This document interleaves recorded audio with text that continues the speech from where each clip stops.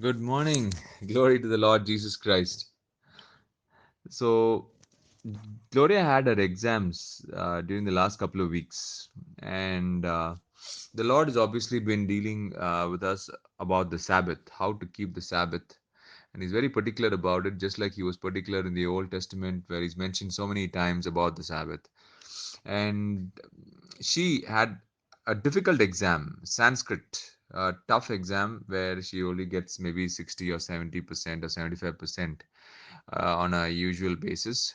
And it is not an easy exam to prepare for because it's a totally new language. They just started in the sixth grade and now she's in a seventh grade. And it's never easy to study Sanskrit. And her preparatory holiday was a Sunday. So on the Sunday, we do not work. We do not do anything which is work. We just spend time with the family. We play with the family. We pray with the family. We worship, and we do all those things as a family. But we don't do any kind of hard work. Maybe some chores at home. We don't even mop the house and sweep it on Sundays. We try even avoid cooking on Sundays. We try to cook on Saturday so that we'll be free and spend quality time with God and enter God's rest on a Sunday. So, in this case, Gloria was told, I told her not to study for Sanskrit exam, even though it is a half yearly and it's an important exam and all that. I told her she can study on Saturday and then she can study on Monday morning early. So she was a little skeptical about it. She was a little disappointed because in the past I used to let her study, but after I was convicted, I realized that it's not worth it. And then I told her this, and she had a conversation with God in a prayer. She asked the Lord if she can study on a Sunday, and I think she spoke to him on Sunday morning, if I remember right. And then during the Sunday church service, the preacher said something. As he was preaching, he mentioned this: consecrate yourself today, and tomorrow you will see the wonders of the Lord. Something very similar to this. May not be exact, but this is what she heard, and she understood it is a word for her. She took it straight to her heart. She believed it. She shared it with us. She was so happy about it, and she continued enjoying the rest of the day. And she knew that she's not supposed to study on that Sunday, and she was very glad about it. She had no doubts after that. But she also had this fear of exams, so obviously she got up by 3 a.m. on Monday morning, and I think by after finishing her prayers, I think by 4 or 4:30 she started studying, and she studied for a couple of hours, and her exam was relatively easy compared to the past because recently after stopped going to school and because of this COVID, she's been studying well and preparing herself. In school she used to do a lot of dances and this and that, but now she was able to spend enough time studying, and she felt it was easy. And we also shared this with the church, and they were also happy to hear the word that God has spoken to Gloria through the message. So we gave the glory to God. And then after about a week, she got the results. And I think for the first time, I'm hearing somebody's getting 100% in language. So she basically got 40 out of 40, and it was a huge surprise for her. She was jumping around because she understood this was the hand of God and a product of His promise. He had promised, she obeyed, and this is the outcome. So it's so beautiful for us. We shared it again with the church. They were all happy about it. They all glorified God, and all the glory went to Him because we don't want to steal the glory from the Lord. And it was so beautiful. And she learnt another beautiful lesson: how important it is, and how every little obedience that children do towards parents or towards God and towards God is such a blessing for them. And it says in Hebrews 13, verse 17, obey your leaders and submit to them, for they are keeping watch over your souls as though who will have to give an account. Let them do this with joy and not with groaning, for that would be of no advantage to you. So, another beautiful thing that the Lord is reminding me is she did it with the right attitude.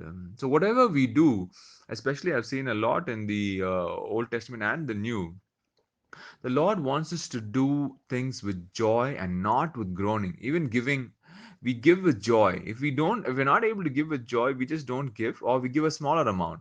Similarly, obedience also, even initially, if we find it difficult to obey the Lord gladly and willingly in certain areas, we can do to a certain extent, which where we are pleased and we also have no conviction or condemnation.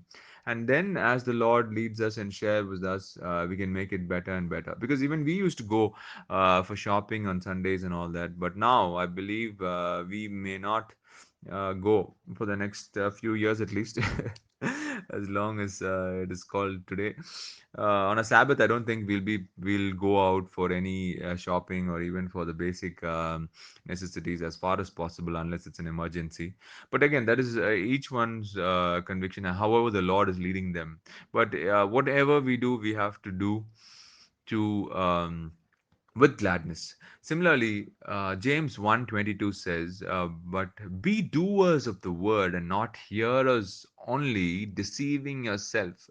So this is about obedience. So uh, because Gloria obeyed, she was able to see the fruit. And if we don't obey, we are just deceiving ourselves. We are not deceiving anybody. The master deceiver, the cunning serpent, is just, always there to deceive us. But by disobeying the word of God, we are deceiving and fooling ourselves. That's what James is clearly saying.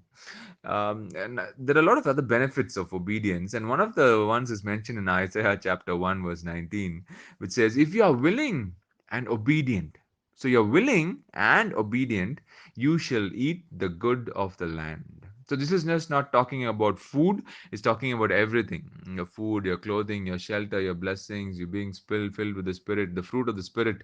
All of these things is encompassed in this particular verse, is what I believe. It all depends on what we believe. If we see it as just food, yeah, we will eat just food. If we see it as everything else that the Lord has planned for us, it's going to be all of it. So there is no doubt about that. So it's so beautiful to actually see the benefits of obedience. And again, if you even Jesus himself has said directly, "If you love me, you will keep my commands." It's not like you may keep my commands. John 14:15 says clearly, "If you love me, you will keep my commandments." It's not a choice. And again, even when, as I said a few days back, when Samuel, the prophet, was talking to King Saul, he was saying, has the Lord as great delight in burnt offerings and sacrifices as in obeying the voice of the Lord? Behold, to obey is better than sacrifice, and to listen than the fat of rams. So you had to listen to the Lord and obey Him. He always prefers this way more than sacrifice. This is in the Old Testament. Just imagine the time when um, s- uh, King Solomon offered sacrifices to the Lord when they dedicated the temple, which he built around after 480 years after they came out of Egypt. That at that point they could not number. In most of the cases, they were given that 1,000 rams were offered and 1,000 sheep and 2,000 of this. But the dedication of the temple, they couldn't even count the number of rams and sheep and bullocks that were offered, because the number was so huge.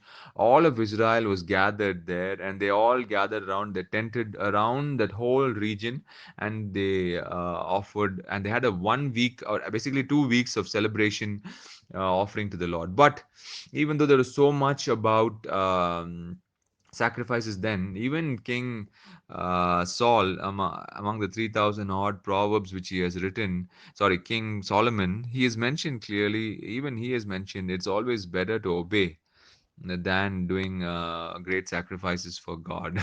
He always prefers obey. Even if my children were to do something in obedience, that would please me way more than them sacrificing a meal or their sleep or something like that for whatever reason, even is for me. So I pray that the Lord will show us through this beautiful example that obedience is so pleasing to the Lord, and He just loves it, and He will mightily bless us in the course of that. Thank you, Lord, for sharing your word with us. Thank you for enlightening us through your word every day, and thank you for speaking to us, your sheep. In Jesus' mighty name we pray. Amen.